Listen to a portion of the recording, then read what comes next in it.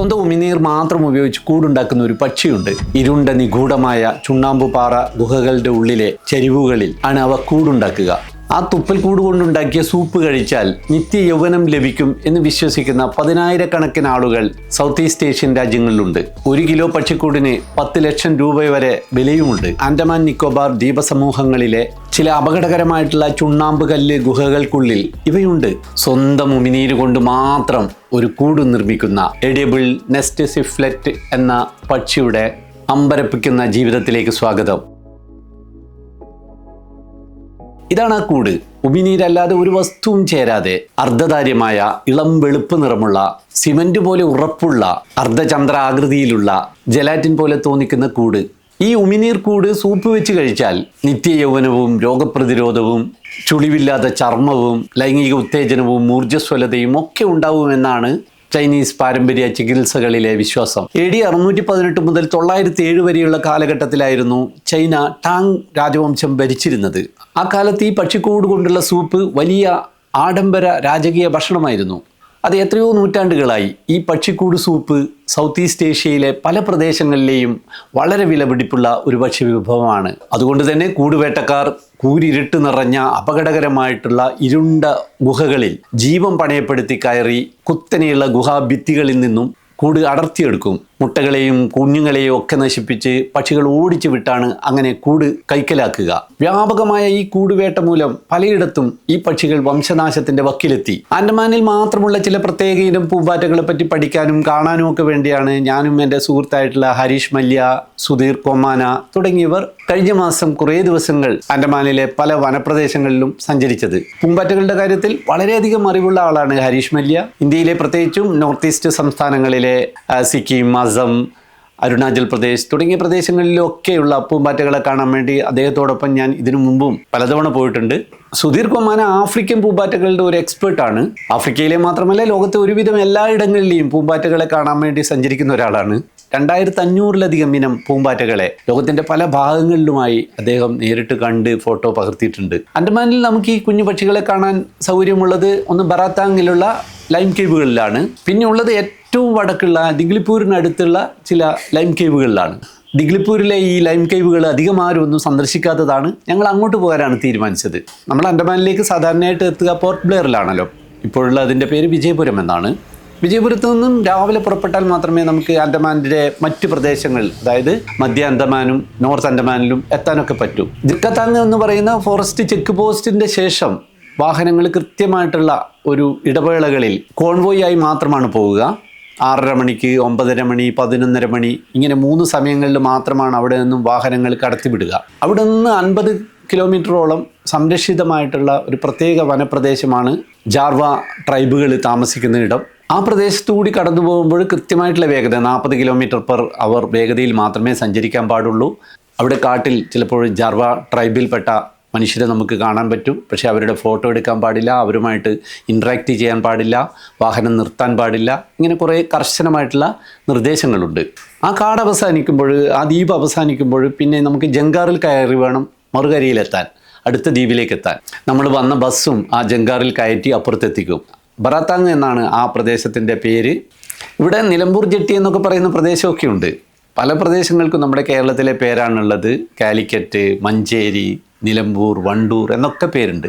ഈ ബറാത്താങ് വരെ മാത്രമാണ് സാധാരണയായിട്ട് വിനോദസഞ്ചാരികൾ വരാറുള്ളത്. ബറാത്താങ്ങിലും ചുണ്ണാമ്പുകൽ ഗുഹകളുണ്ട്. അവിടെയും ഈ പക്ഷികളെ കാണാൻ പറ്റും. കൂടാതെ അവിടെയും മഡുവൾക്കനയൊക്കെ ഉണ്ട്. അതൊക്കെ കണ്ട് ആൾക്കാർ അതേ ദിവസം തന്നെ സാധാരണയായിട്ട് തിരിച്ച് വീണ്ടും വിജയപുരത്തേക്ക് അല്ലെങ്കിൽ പോർട്ട് ബ്ലെയറിലേക്ക് പോവുകയാണ് ചെയ്യുക. ഞങ്ങൾ അങ്ങോട്ടല്ല പോയത്. നോർത്ത് ആൻഡമാനിലെ ഏറ്റവും വടക്കുള്ള ദിഗ്ലിപൂരിൽ നിന്നും കുറേ ഉള്ളിൽ അപൂർവമായിട്ട് മാത്രം കാണാൻ പറ്റുന്ന ഇത്തരത്തിലുള്ള ഗുഹകളുണ്ട്. അവിടമായിരുന്നു ഞങ്ങളുടെ ലക്ഷ്യം. അതിൻ്റെ ശേഷം റോഡൊക്കെ അല്പം മോശമാണ്. രാത്രിയായി ഞങ്ങൾ ദിഗ്ലിപൂരിലെത്തുമ്പോൾ. ഞങ്ങളവിടെ എത്തിയപ്പോഴേക്കും കൂടെ മൺസൂണും എത്തിയിരുന്നു. കേരളത്തിൽ കാലവർഷം എത്തുന്നതിനും 10 ദിവസം മുമ്പേ തന്നെ ആൻഡമാനിൽ കാലവർഷം എത്തുമെന്നറിയാമല്ലോ.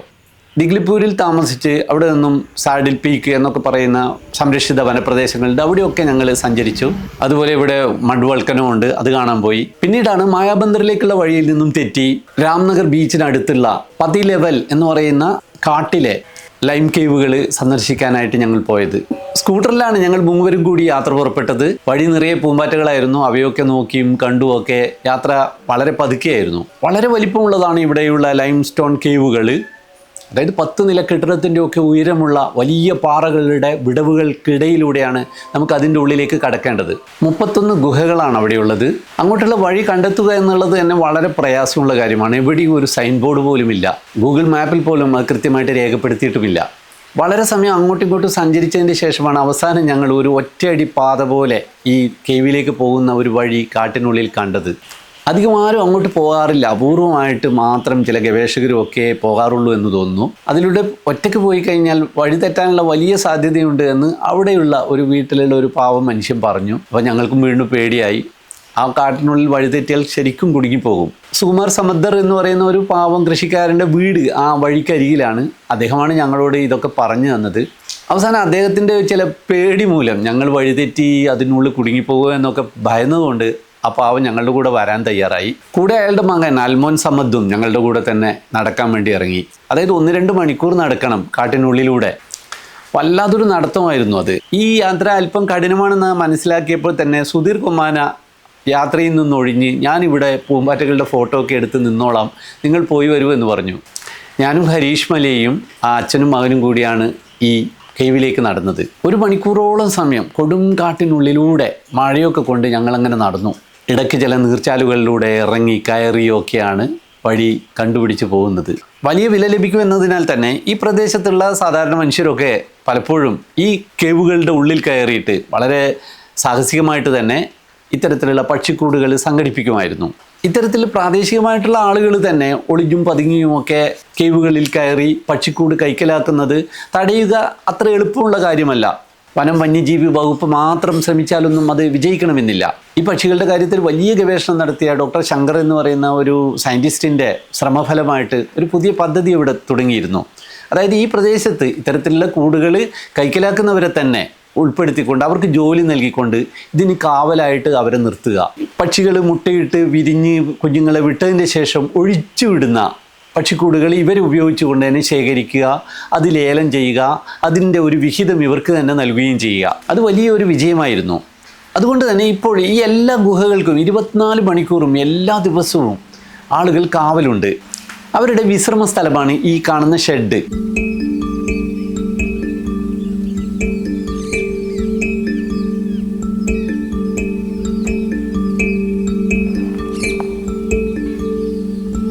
ഞങ്ങൾ അവിടെ എത്തിയപ്പോൾ ശ്യാമൾ മുണ്ട എന്ന് പറയുന്ന ഒരു വാച്ചറാണ് അവിടെയുള്ളത്. അദ്ദേഹത്തെ ഞങ്ങളെ കൊണ്ടുപോയ സുകുമാറിന് പരിചയമുള്ളതാണ്. അതുകൊണ്ട് തന്നെ ഞങ്ങളെ കൂട്ടി ഈ കേവുകളുടെ ഉള്ളിൽ കൊണ്ടുപോകാൻ ശ്യാമൾ മുണ്ട സന്നദ്ധമായിരുന്നു. പക്ഷേ പകരം ആൾ വരുന്നത് വരെ ഞങ്ങൾക്ക് അവിടെ കാത്തിരിക്കേണ്ടി വന്നു. കാരണം എന്താണെന്ന് വെച്ചാൽ ലക്ഷക്കണക്കിന് രൂപ വിലമതിക്കുന്ന കൂടുകൾ അവർ ശേഖരിച്ച് അവിടെ സൂക്ഷിച്ചു വെച്ചിട്ടുണ്ട്. ഈ കാണുന്ന ചാക്കുകൾ നിറയെ അത്തരത്തിലുള്ള കൂടുകളാണ്.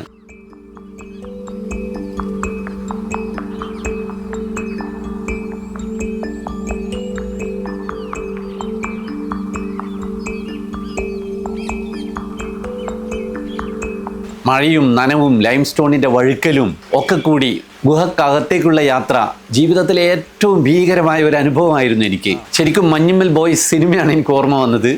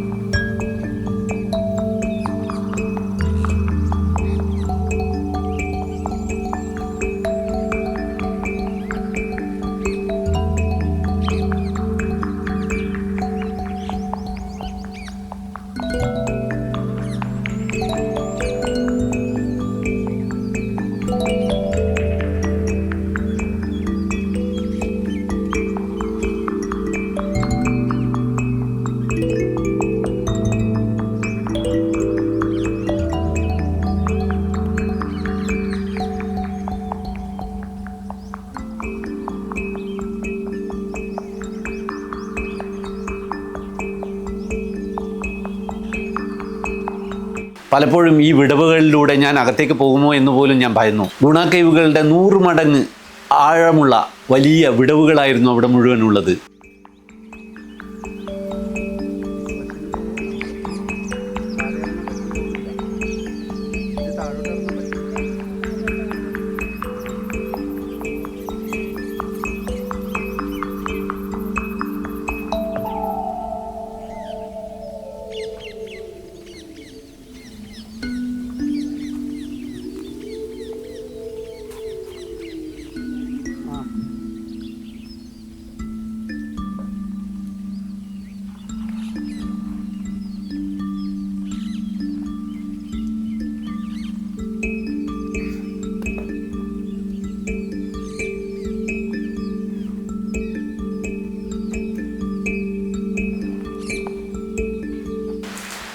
നടന്നാലും തീരാത്ത വഴികൾ, ഇരുളും വാവൽക്കാഷ്ടത്തിൻ്റെ ആ മണവും ഈർപ്പവും ഒക്കെ കൂടി നിഗൂഢമായിട്ടുള്ള ഭയപ്പെടുത്തുന്ന ഒരു അന്തരീക്ഷമായിരുന്നു ഈ ലൈം കേവുകളുടെ ഉള്ളിൽ. അതിനുള്ളിൽ അധിക സമയം നമുക്ക് കഴിയാൻ പറ്റില്ല. ടോർച്ചിൻ്റെ മങ്ങിയ പ്രകാശം മാത്രമേ കയ്യിലുള്ളൂ. കാര്യമായിട്ടുള്ള ഫ്ലാഷ് ലൈറ്റുകൾ ഒന്നും ഉപയോഗിക്കാൻ സമ്മതമില്ലായിരുന്നു. എങ്കിലും ഈ അത്ഭുത പക്ഷിയെ സ്വാഭാവികമായിട്ടുള്ള അതിൻ്റെ കൂട് കെട്ടുന്ന ഇടത്ത് തന്നെ പോയി കാണാൻ പറ്റി എന്നുള്ളത് വലിയൊരു ഭാഗ്യമായിട്ടാണ് ഞാൻ കണക്കാക്കുന്നത്. ശമൾമുണ്ട കൊണ്ടുവന്ന 2 ടോർച്ചിലുള്ള പ്രകാശം മാത്രം ഉപയോഗിച്ചുകൊണ്ടായിരുന്നു ഞങ്ങൾ നടക്കുന്നതും അതുപോലെ ചുമരുകളിലേക്ക് ലൈറ്റ് അടിച്ച് നോക്കുന്നതുമൊക്കെ. അതിൽ വെച്ച് തന്നെ എനിക്ക് ചിത്രീകരിക്കാനും പരിമിതി ഉണ്ടായിരുന്നു. മൊബൈൽ ഫോണിൽ മാത്രമാണ് ചിത്രീകരിച്ചത്. എന്തായാലും അത്ഭുതകരമായിട്ടുള്ള ആ പക്ഷിയുടെ ജീവിതം നമുക്ക് അടുത്തറിയാം.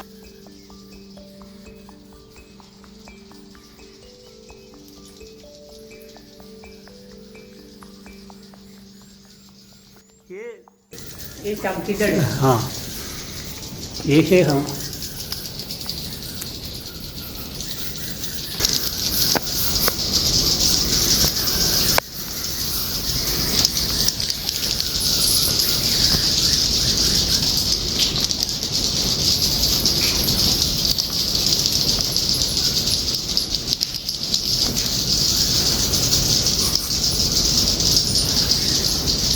ओके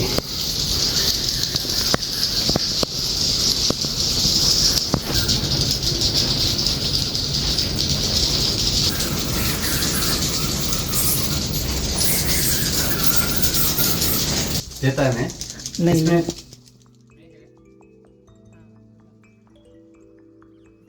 പക്ഷികളുടെ കൂടുകൾ ഒരുപാട് നമ്മൾ കണ്ടിട്ടുണ്ട്. നൂലുകളും ചുള്ളിക്കമ്പുകളും കരിയിലകളും ഒക്കെ കൊണ്ട് നിർമ്മിച്ചവ. പക്ഷേ ഇവിടെ ഈ പക്ഷി കൂടുകൂട്ടാൻ പ്രകൃതിയിലെ മറ്റൊരു വസ്തു ഉപയോഗിക്കുന്നില്ല. സ്വന്തം ഉമിനീർ മാത്രം. വളരെ വേഗത്തിൽ പറക്കുന്നതിനിടയിൽ തന്നെ ദിശ മാറാനൊക്കെ കഴിവുള്ളവരാണ് ഈ ശരപ്പക്ഷികൾ. മീവൽ പക്ഷികൾ എന്നും അതിന് പേര് വിളിക്കുമെന്ന് തോന്നുന്നു. സാധാരണഗതിയിൽ ഇവയെ പറന്നുകൊണ്ടല്ലാതെ നമുക്ക് കാണാനേ പറ്റില്ല. ഗ്രീക്ക് ഭാഷയിൽ കാലുകളില്ലാത്ത എന്നാണ് ഈ അപ്പോഡിഡെ എന്ന് വാക്കുകൊണ്ട് ഉദ്ദേശിക്കുന്നത്. ഇവയുടെ കാലുകൾ വളരെ ചെറുതായതിനാലാണ് ഇങ്ങനെയൊരു പേര്, കുടുംബ പേര് നൽകിയത്. അതുകൊണ്ട് തന്നെ ഒരു മരക്കൊമ്പിലോ നിലത്തോ ഒന്നും ഒരു സാധാരണ പക്ഷിയെ പോലെ വന്നിരിക്കാൻ ഇവർക്ക് പറ്റില്ല. ഗുഹകളുടെ ലംബമായിട്ടുള്ള ചുമരുകളിൽ നഖങ്ങളാഴ്ത്തി തൂങ്ങിക്കിടക്കുകയാണ് ഇവ ചെയ്യുക. നിൽക്കുകയോ ഇരിക്കുകയോ അല്ല. അത്തരത്തിൽ പരിണമിച്ചവയാണ് ഇവയുടെ കാലുകൾ. അതുകൊണ്ട് തന്നെ ജീവിതത്തിൻ്റെ ഭൂരിഭാഗം സമയവും ഇവ ആകാശത്ത് തന്നെയാണ് ചെലവഴിക്കുന്നത്. അന്തരീക്ഷത്തിൽ വളരെ ഉയരത്തിൽ 10,000 അടിയൊക്കെ ഉയരത്തിലുള്ള വായുപ്രവാഹത്തിൽ ഇങ്ങനെ നിന്ന് ഉറങ്ങാൻ പറ്റും ഇവർക്ക്. തലച്ചോറിൻ്റെ ഒരു പകുതി മാത്രം ഉറക്കുന്ന ഒരവസ്ഥ. യൂനി ഹെമിസ്ഫെറിക് സ്ലോ വേവ് സ്ലീപ്പ് എന്നൊക്കെ പറയുന്നത് നമ്മൾ തിമിംഗലങ്ങളുടെയൊക്കെ കാര്യത്തിൽ അത്തരത്തിലുള്ള ഒരു ഉറക്കമുണ്ടല്ലോ. അത്തരത്തിൽ ആകാശത്ത് വെച്ച് തന്നെ പറന്നുകൊണ്ട് തന്നെ ഇവർക്ക് ഉറങ്ങാൻ പറ്റും. അതായത് ഭൂമിയിൽ അധികം ഒന്നും തൊടാത്ത ആകാശത്തിൻ്റെ ജീവികളാണ് ഈ പക്ഷികൾ. അതുപോലെ പറന്നുകൊണ്ട് തന്നെയാണ് ഇവ ഭക്ഷണം തേടുന്നത്, പ്രാണികളെ പിടിച്ചു തിന്നുന്നത്. അതുപോലെ പറക്കലിനിടയിൽ തന്നെയാണ് വെള്ളവും കുടിക്കുന്നത്. ഇതിൻ്റെ മുകൾ ഭാഗത്ത് ഇരുണ്ട തവിട്ട് നിറവും അല്ലെങ്കിൽ കറുപ്പ് നിറവും അടിഭാഗത്ത് ഒരു ചാര നിറവുമാണ് ഉണ്ടാകുക. ചിറകുകൾ നീളമുള്ളതും അരിവാളാകൃതിയുള്ളതുമാണ്. മരക്കൊമ്പിലുമോ അല്ലെങ്കിൽ പാറയുടെ മുകളിലോ ഒന്നും ഇരിക്കാൻ പറ്റാതെ ഇവ എവിടെ കൂടൊരുക്കും എന്നുള്ളത് വളരെ പ്രസക്തമാണല്ലോ. അതിനാലാണ് ഇവ കൂരിരുൾ നിറഞ്ഞ ഗുഹകൾക്കുള്ളിൽ വവ്വാലുകൾക്കൊപ്പം കൂടൊരുക്കുന്നത്. ജനുവരി മുതൽ ജൂൺ മാസം വരെയുള്ള കാലത്താണ് ഇവരുടെ ഇണചേരലും മുട്ടയിടലും ഒക്കെ. അതിനുവേണ്ടി മാത്രമാണ് ഈ കൂട് പണിയുന്നത്, അല്ലാതെ അവർക്ക് താമസിക്കാനല്ല. ഇവ മോണോഗമിക്കായിട്ടുള്ള പക്ഷികളാണ്. ഒരു ഇണമാത്രമായിട്ടുള്ള ജോഡിയായിട്ടാണ് അവർ ഉണ്ടാകുക. പ്രജനനകാലമാകുമ്പോൾ ഇവരുടെ നാക്കിനടിയിലുള്ള ഉമിനീർ ഗ്രന്ഥികൾ അസാധാരണമായിട്ട് വീർത്തു വരും. സലേവറി ഗ്ലാൻഡുലാർ ഹൈപ്പർട്രോഫി എന്നാണ് ഇതിന് പറയുക. അപ്പോൾ അതിൽ നിന്ന് അമിതമായിട്ടുള്ള ഉമിനീരും ഉണ്ടാവും. ഇണകളായ ആണും പെണ്ണും ചേർന്നാണ് രാത്രികാലങ്ങളിൽ ഈ കൂടുണ്ടാക്കുന്നത്. കുത്തനെയുള്ള ഗുഹാഭിത്തികളിലാണ് ഇവർ ഈ കൂട് ഒരുക്കുന്നത്. അവിടെ അതിൻ്റെ ഫൗണ്ടേഷൻ ആദ്യം ഉമിനീര് കൊണ്ടുണ്ടാക്കും. അതിൽ പതുക്കെ പതുക്കെ പല ലെയറുകളായി ചേർത്താണ് ഇത്തരത്തിലുള്ള ചെറിയ കുമ്പിള് പോലെയുള്ള ഒരു കൂടുണ്ടാക്കുന്നത്. അതായത് ഈ പക്ഷികളുടെ വായിൽ നിന്ന് ഈ ഉമിനീർ പുറത്തു വന്ന് അവ അങ്ങോട്ടും ഇങ്ങോട്ടും ഉരച്ചു വെച്ച് അല്പസമയത്തിനുള്ളിൽ വായു സമ്പർക്കം ഉണ്ടാകുമ്പോൾ തന്നെ അത് ഉറച്ച് സിമൻറ്റ് പോലെയാവും. സുതാര്യം എന്ന് പറയാൻ പറ്റാത്ത ഒരു അർദ്ധതാര്യമായിട്ടുള്ള മങ്ങിയ വെളുപ്പ് നിറമുള്ള ഒരു പകുതി ചന്ദ്രൻ്റെ ആകൃതിയിലുള്ളതാണ് ഈ കൂടുകൾ. അത് പാറയിൽ ഇങ്ങനെ ഒട്ടിച്ചു വെച്ചതുപോലെ ഉണ്ടാവും. ക്ഷേത്ര ചുമരുകളിൽ ഈ കൽവിളക്കുകളൊക്കെ പിടിപ്പിച്ചതുപോലെ തോന്നും. ആ കുഞ്ഞു കൂട്ടിലാണ് ഈ രണ്ട് പക്ഷികളും ആണും പെണ്ണും ചേർന്ന് നിൽക്കുന്നതൊക്കെ കാണാം. അവ ഇണചേരുന്നതൊക്കെ ആ കൂട്ടിനുള്ളിൽ വെച്ചാണ്. ഒരു തവണ 2 മുട്ടയാണ് ഇടുക, വെളുത്ത നിറത്തിലുള്ള കുഞ്ഞു മുട്ടകൾ. മുട്ടയിട്ടാലും അച്ഛൻ പക്ഷി കൂടെ തന്നെ ഉണ്ടാകും. മുട്ട വിരിഞ്ഞു വരുന്ന കുഞ്ഞിനെ വളർത്തുന്നത് അച്ഛനും അമ്മയും ചേർന്നാണ്. ഈ 2 പക്ഷികളും ചേർന്ന് വായിലുള്ള ഉമിനീരൊക്കെ കൊണ്ട് 30-45 ദിവസം കൊണ്ട് കഠിനമായി അധ്വാനിച്ചിട്ടാണ് ഈ കൂടുണ്ടാക്കുന്നത്. ഇതിൽ 60% ശുദ്ധമായ പ്രോട്ടീനും ഗ്ലൈക്കോ പ്രോട്ടീനുകളും ഒക്കെയാണ് അടങ്ങിയിരിക്കുന്നത്. ഇതിൽ മറ്റ് മാലിന്യങ്ങളൊന്നും ഇല്ലാത്തതിനാൽ തന്നെ ഇതിനെ വൈറ്റ് നെസ്റ്റ് എന്ന് വിളിക്കാറുണ്ട്, വെളുത്ത കൂട്. അതുകൊണ്ട് തന്നെ എഡിയബിൾ നെസ്റ്റ് സ്വിഫ്റ്റ്ലെറ്റ് എന്നാണ് ഈ പക്ഷിക്ക് പേര്. അതായത് നമുക്കൊക്കെ ഭക്ഷണമാക്കാൻ പറ്റുന്ന കൂടുള്ള സ്വിഫ്റ്റ്ലെറ്റുകൾ എന്ന്. ഈ പക്ഷികൾ പ്രധാനമായും കാണപ്പെടുന്നത് ഇന്തോ മലയൻ റീജിയനിലാണ്. Indonesia, Malaysia, Thailand, Vietnam, Philippines, Cambodia, Myanmar, Singapore, Brunei തുടങ്ങിയ രാജ്യങ്ങളിലൊക്കെ ഇവരെ കാണാം. ആദ്യ കാഴ്ചയിൽ നമ്മുടെ നാട്ടിലൊക്കെ കാണുന്ന സാധാരണ മീവൽ പക്ഷികളെ പോലെ തന്നെ തോന്നിക്കുമെങ്കിലും ഇവ അത്ര സാധാരണമല്ല. ആൻഡമാൻ നിക്കോബർ ദ്വീപുകൾക്ക് പുറമെ ഇന്ത്യയുടെ പടിഞ്ഞാറൻ തീരങ്ങളിൽ, പ്രത്യേകിച്ചും മഹാരാഷ്ട്രയിലെ സിന്ധുദുർഗ് കോട്ടയുടെ ഉള്ളിലും ഒക്കെ ഇവയുടെ ചെറിയ കോളനികൾ കണ്ടെത്തിയിട്ടുണ്ട്. സാധാരണയായിട്ട് കടലോടൊക്കെ ചേർന്നിട്ട് നിൽക്കുന്ന പ്രദേശങ്ങളിലെ ചുണ്ണാമ്പ് കല്ലുകൾ, അതായത് കാൽഷ്യം കാർബണേറ്റ് കൊണ്ട് നിർമ്മിച്ച ലൈം സ്റ്റോൺ കേവുകളിലാണ് ഇവയെ കാണാറ്. ഈ ഗുഹകൾക്കുള്ളിലെ ഇരുട്ടും ഈർപ്പവും താപനിലയും ഒക്കെ ഇവർക്ക് വളരെ അനുകൂലമാണ്. പല മീവൽ പക്ഷികളും ഇവരെ പോലെ തന്നെ അവയുടെ കൂടുകൾ പാറയുടെ അരികളിലൊക്കെ നിർമ്മിക്കാൻ വേണ്ടി അവയുടെ ഉമിനീർ ഉപയോഗിക്കാറുണ്ട്. അത് ആ കൂട് അവിടെ ഉറപ്പിക്കാൻ വേണ്ടി മാത്രമാണ് ഉപയോഗിക്കുക. പക്ഷെ ഇവർ ഈ ഉമിനീർ കൊണ്ട് മാത്രമാണ് കൂടുണ്ടാക്കുന്നത്. നമ്മളിൽ നിൽക്കുന്ന ഗുഹക്കകത്ത് ഒരു കാലത്തും സൂര്യപ്രകാശത്തിൻ്റെ ഒരു കണിക പോലും എത്തില്ലല്ലോ. കണ്ണടച്ചാലുള്ള ഇരുട്ടാണ് ഇവിടെ.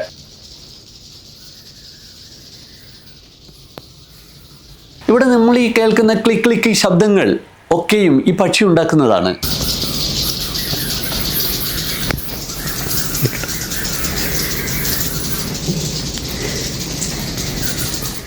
വാവലുകളെ പോലെ പൂർണ്ണമായിട്ടുള്ള ഇരുട്ടിൽ വഴി കണ്ടെത്താൻ ഇവരും എക്കോലൊക്കേഷൻ എന്ന് പറയുന്ന പരിപാടിയാണ് ഉപയോഗിക്കുന്നത്. അതിനുവേണ്ടിയാണ് ഈ ശബ്ദം ഉണ്ടാക്കുന്നത്.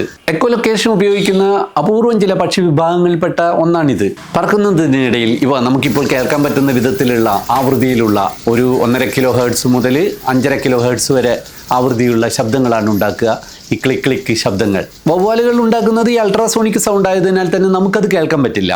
പക്ഷെ ഇവരുടെ ശബ്ദം നമുക്ക് കേൾക്കാം. ഈ ഗുഹക്കുള്ളിലെ ഘന അന്ധകാരത്തിലൂടെ പറക്കുമ്പോൾ ഒരു പക്ഷി ഒരു സെക്കൻഡിൽ 6 തവണ വരെയൊക്കെ ഈ ക്ലിക്ക് ശബ്ദം ഉണ്ടാക്കും. ഈ ശബ്ദം തിരിച്ചെത്താൻ എടുക്കുന്ന സമയത്തിൻ്റെ മൈക്രോ സെക്കൻഡിൻ്റെ വ്യത്യാസം മനസ്സിലാക്കി പൂർണ്ണ ഇരുട്ടിലും 1 ഇഞ്ച് പോലും തെറ്റാതെ അവർക്ക് അവരുടെ കൂട് കണ്ടെത്താൻ പറ്റും. അത് മറ്റു പാറകളിൽ ഇടിക്കാതെ, പക്ഷികളിൽ ഇടിക്കാതെ, വവ്വാലുകളിലെ ഇടിക്കാതെ ഒക്കെ ഇവർക്ക് പറക്കാൻ പറ്റും. പക്ഷെ ഗുഹക്ക് പുറത്തെത്തിയാൽ അവിടെ പ്രകാശമുള്ളപ്പോൾ ഇവർ ഈ ക്ലിക്ക് ശബ്ദം ഉണ്ടാക്കുന്നില്ല. അപ്പോഴവർ കാഴ്ചയെ തന്നെയാണ് ആശ്രയിക്കുന്നത്. പറക്കുന്ന പ്രാണികളാണ് ഇവരുടെ പ്രധാന ഭക്ഷണം എന്ന് പറഞ്ഞല്ലോ. ചെറിയ വണ്ടുകൾ, ഈച്ചകൾ, ഉറുമ്പുകൾ എന്നിവയൊക്കെ പറക്കലിനിടയിൽ തന്നെ ഇവ കൊത്തി അകത്താക്കും. എയറോഡ്രാമസ് ഫ്യൂസിഫാഗസ് എന്നാണ് ഇതിൻ്റെ ശാസ്ത്രനാമം എന്ന് പറഞ്ഞല്ലോ. എയറോഡ്രാമസ് എന്നതിലെ എയറോ എന്നാൽ ഗ്രീക്ക് ഭാഷയിൽ ഇതിനർത്ഥം ആകാശം അല്ലെങ്കിൽ വായു എന്നൊക്കെയാണ്. അതുപോലെ ഗ്രീക്ക് പദമായിട്ടുള്ള ഡ്രോമസിന്റെ അർത്ഥം ഓട്ടക്കാരൻ എന്നാണ്. അതായത് എയറോഡ്രോമസ് എന്ന് പറഞ്ഞാൽ അതിവേഗത്തിൽ വായുവിലൂടെ ആകാശത്തൂടെ സഞ്ചരിക്കുന്ന ആൾ എന്ന അർത്ഥം. ജീവിതത്തിന്റെ ഭൂരിഭാഗം സമയവും നിലത്തിറങ്ങാതെ ആകാശത്ത് തന്നെ കഴിച്ചുകൂട്ടുന്ന ഒരു ജീവിക്ക് കൊടുക്കാവുന്ന ഏറ്റവും നല്ല ജീനസ് നാമം അത് തന്നെയാണല്ലോ. ഇതിന്റെ സ്പീഷീസ് നാമമായ ഫ്യൂസിഫാഗസ് നൽകാൻ കാരണം ശാസ്ത്രലോകത്തിന്റെ ആദ്യകാലത്ത് പറ്റിയ ഒരു തെറ്റിദ്ധാരണയുടെ മുകളിലാണ്. ഇത് 2 ഗ്രീക്ക് പദങ്ങൾ ചേർന്നതാണ്. ഫുക്ക അല്ലെങ്കിൽ ഫൂക്കോസ് എന്ന് പറയുന്ന ഗ്രീക്ക് പദം, ഇതിനർത്ഥം കടൽപ്പായലാണ്. സീവീഡ് അല്ലെങ്കിൽ ആൽഗെ എന്നൊക്കെയാണ് അർത്ഥം. ഫാഗസ് എന്ന് പറഞ്ഞാൽ ഭക്ഷിക്കുന്ന എന്നർത്ഥം. ഓഫിയോഫാഗസ് ഹന്ന എന്ന് നമ്മൾ രാജവെമ്പാലെ വിളിക്കുന്നത് പാമ്പുകളെ ഭക്ഷിക്കുന്നവൻ എന്ന അർത്ഥത്തിൽ. അതായത് 18ാം നൂറ്റാണ്ടിലെ യൂറോപ്യൻ ശാസ്ത്രജ്ഞർ ആദ്യമായിട്ട് ഇവയുടെ ഈ വെളുത്ത ജലാറ്റിൻ പോലെയുള്ള കൂട് കണ്ടെത്തിയപ്പോൾ കടൽത്തീരത്ത് കാണുന്ന ഒരു തരം ആൽഗകൾ ഭക്ഷിച്ചിട്ട് അത് ദഹിപ്പിച്ചിട്ടാണ് ഈ കൂട് ഉണ്ടാക്കുന്നത് എന്നായിരുന്നു. അതുകൊണ്ടാണ് അവർ ഇതിന് കടൽപ്പായൽ തിന്നുന്നവർ എന്ന് പേര് കൊടുത്തത്. നമുക്കിന്നറിയാം ഇവർ കടൽപ്പായലല്ല തിന്നുന്നത്, പലതരത്തിലുള്ള പ്രാണികളെയാണ്. അതുപോലെ ഇവ കൂടുണ്ടാക്കുന്നത് ഈ കഴിച്ച ഭക്ഷണത്തിൽ നിന്നല്ല ഉമിനീര് കൊണ്ടാണ് എന്നും. എന്തായാലും ആ പഴയ പേര് അങ്ങനെ എളുപ്പത്തിൽ മാറ്റാൻ പറ്റില്ല. അതായത് ശാസ്ത്രത്തിൻ്റെ നാമകരണ നിയമങ്ങൾ അനുസരിച്ചിട്ട് international code of zoological nomenclature അനുസരിച്ച് ഒരിക്കൽ നൽകിയ സ്പീഷീസ് നാമം അങ്ങനെ വെറുതെ മാറ്റാൻ പറ്റില്ല. അതുകൊണ്ട് തന്നെ ആ പഴയ തെറ്റിദ്ധാരണയുടെ പേര് ഇപ്പോഴും പിന്തുടരുന്നു. ഈ ബോർഡിൽ കൊടുത്തിരിക്കുന്ന പേര് ശ്രദ്ധിച്ചോ? കൊലോകാലിയ ഫ്യൂസിഫാഗസ് ഇൻ എക്സ്പെക്ടാറ്റസ്. ഇതായിരുന്നു ഈ പക്ഷിയുടെ മുൻപത്തെ പേര്. അത് ഇപ്പോഴും എയറോഡ്രോമസ് ഫ്യൂസിഫാഗസ് ഇൻ എക്സ്പെക്ടാറ്റസ് എന്ന് മാറ്റിയിട്ടുണ്ട്. രസകരമാണ് ഇത്തരത്തിൽ ജീവികളുടെ സയൻറ്റിഫിക് നെയിമുകൾ വന്ന വഴി പഠിക്കുന്നത്.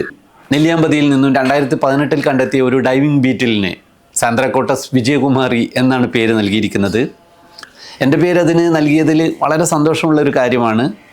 ആ ഡൈവിംഗ് ബീറ്റിലിന് എങ്ങനെയാണ് എൻ്റെ പേര് നൽകിയത് എന്നതിനെ പറ്റിയിട്ടുള്ളൊരു വീഡിയോ നമ്മുടെ ചാനലിൽ ചെയ്തിട്ടുണ്ട്. അതിൻ്റെ ലിങ്ക് ഡിസ്ക്രിപ്ഷനിൽ കൊടുക്കാം, ദയവായിട്ട് അതുകൂടി കാണുക. അപ്പോൾ ഈ പഴയ കൊളക്കാലിയ എന്ന പേര് വന്നതിനും ഒരു കഥയുണ്ട്. ഈ പക്ഷിയുടെ ശാരീരിക പ്രത്യേകതകൾ മനസ്സിലാക്കാൻ ഉതകുന്ന വിധത്തിലാണ് ആ പേര് നൽകിയിരിക്കുന്നത്. കൊള എന്ന് പറയുന്ന വാക്കിന് ശരപ്പശ എന്നാണ് ഗ്രീക്കിൽ അർത്ഥം, അല്ലെങ്കിൽ ഗ്ലൂ എന്നൊക്കെ. കലിയ എന്നാൽ കൂട് അല്ലെങ്കിൽ കുടിൽ എന്നൊക്കെയാണ് അർത്ഥം. പശ കൊണ്ട് കൂടുണ്ടാക്കുന്നവർ എന്നാണ് ഈ കൊലകലിയ എന്ന് പറയുന്ന വാക്കുകൊണ്ട് ഉദ്ദേശിച്ചത്. അതായത് മീവൽ പക്ഷികൾ പലതും സ്വാഭാവികമായിട്ടുള്ള ഗുഹകളിൽ പാർക്കുന്നവയും അല്ലാത്തവയും ഒക്കെ തങ്ങളുടെ കൂടുകൾ ഭിത്തികളിൽ ഉറപ്പിച്ചു വെക്കാൻ ഉപയോഗിക്കുന്നത് അവയുടെ ഉമിനീർ പശ തന്നെയാണ്. പാറപ്പുറത്തോ ചുമരുകളിലോ ഒക്കെ അത് പറഞ്ഞു പോകാതെ വജ്രപ്പശ പോലെ ഉറപ്പിച്ചു വെക്കുന്നത് ഇവയുടെ ഉമിനീർ ഉപയോഗിച്ച് തന്നെയാണ്. അതായത് പശ വെച്ച് കൂടൊട്ടിക്കാനുള്ള ഇവയുടെ കഴിവിനെ സൂചിപ്പിക്കാൻ വേണ്ടിയിട്ടാണ് ഈ കൊലോകാലിയ എന്ന് പറയുന്ന ഒരു ജീനസ് നാമം ഇവർക്കൊക്കെ നൽകിയിരിക്കുന്നത്. പിന്നീടാണ് മനസ്സിലാക്കുന്നത് എഡിബിൾ നെസ്റ്റ് സ്വിഫ്റ്റ്ലെറ്റുകൾ കൂട് പൂർണ്ണമായിട്ട് ഉണ്ടാക്കുന്നത് അവയുടെ ഉമിനീര് കൊണ്ടാണ് എന്ന്. അതിനാൽ തന്നെയാണ് അവയുടെ ജനുസ് മാറ്റിയത്.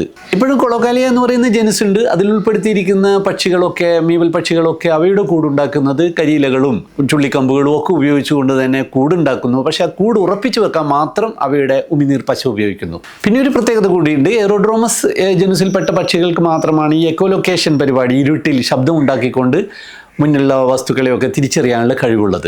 എങ്കിലും ആൻഡമാനിലുള്ള ഈ സ്ഥലത്തെ പോലും ബോർഡുകളിൽ ആ പഴയ പേര് ഇപ്പോഴും മാറ്റിയിട്ടില്ല. അടുത്ത വരവ് വരുമ്പോഴേക്കും അത് മാറ്റുമെന്ന് പ്രതീക്ഷിക്കാം. എന്തായാലും ഈ പക്ഷികൾ ആൻഡമാനിൽ മാത്രമുള്ള എൻഡമിക് ആയിട്ടുള്ള പക്ഷിയാണ്. അതിനാലാണ് ഇവർക്ക് സബ് സ്പീഷീസ് ആയിട്ട് ഇൻ എക്സ്പെക്ടാറ്റസ് എന്ന പേര് നൽകിയിരിക്കുന്നത്. ഇൻ എക്സ്പെക്ടാറ്റസ് എന്ന് പറയുന്ന ലാറ്റിൻ വാക്കിൻ്റെ അർത്ഥം അപ്രതീക്ഷിതം എന്നാണല്ലോ. ഇങ്ങനെ ഈ ഒരു പേര് കൊടുക്കാനും രണ്ട് കാരണങ്ങളുണ്ട്. 19-ാം നൂറ്റാണ്ടിൻ്റെ അവസാനത്തിലും 20-ാം നൂറ്റാണ്ടിൻ്റെ ആരംഭത്തിലും ഒക്കെ ശാസ്ത്രജ്ഞർ കരുതിയിരുന്നത് ഈ പക്ഷിവർഗം ഇന്തോനേഷ്യ, മലേഷ്യ തുടങ്ങിയ തെക്ക് കിഴക്കൻ ഏഷ്യൻ രാജ്യങ്ങളിൽ മാത്രമേ ഉള്ളൂ എന്നായിരുന്നു. എന്നാൽ ഇന്ത്യയുടെ ഭാഗമായ വളരെ അകന്നു കിടക്കുന്ന ഒരു ദ്വീപിൽ, അൻഡമാൻ നിക്കോബാർ ദ്വീപിൽ ഇവയുടെ വലിയൊരു കോളനി കണ്ടെത്തിയപ്പോൾ അത് പക്ഷിശാസ്ത്രജ്ഞന്മാരുടെ ഇടയിൽ വലിയ അപ്രതീക്ഷിതമായിട്ടുള്ള ഒരു കണ്ടെത്തൽ തന്നെയായിരുന്നു. ഈ പക്ഷിയെ ആദ്യമായിട്ട് അൻഡമാനിൽ കണ്ടെത്തി തരംതിരിച്ച ശാസ്ത്രജ്ഞനെ നമുക്കൊക്കെ പരിചയമുണ്ടാവും. നമ്മൾ പലപ്പോഴും പരീക്ഷകൾക്കൊക്കെ ബൈഹാർട്ട് പഠിച്ചിട്ടുണ്ട് ഇന്ത്യൻ നാഷണൽ കോൺഗ്രസിൻ്റെ സ്ഥാപകൻ്റെ പേര്. അദ്ദേഹം വളരെ പ്രശസ്തനായിട്ടുള്ള ഒരു പക്ഷി നിരീക്ഷകനായിരുന്നു, ശാസ്ത്രജ്ഞനായിരുന്നു.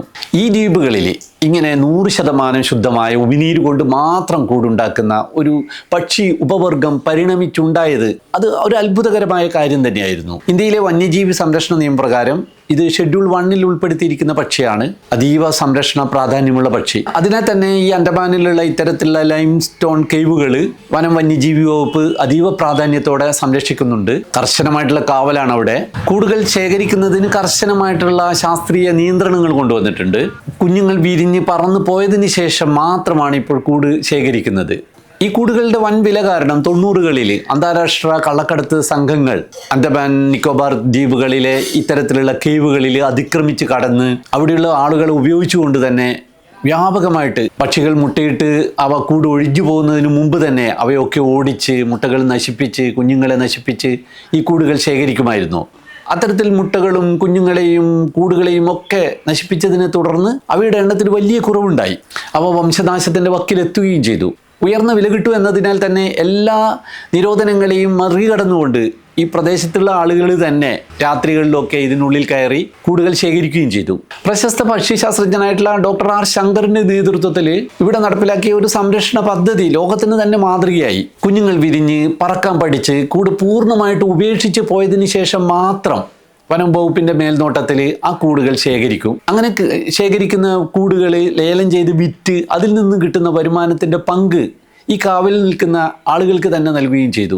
സുസ്ഥിരമായിട്ടുള്ള ഒരു കമ്മ്യൂണിറ്റി കൺസർവേഷൻ മാതൃകയായിരുന്നു അത്. എങ്കിലും ഇത്തരത്തിലുള്ള സൂപ്പിനുള്ള ആവശ്യക്കാർ എവിടെയും കുറഞ്ഞില്ല.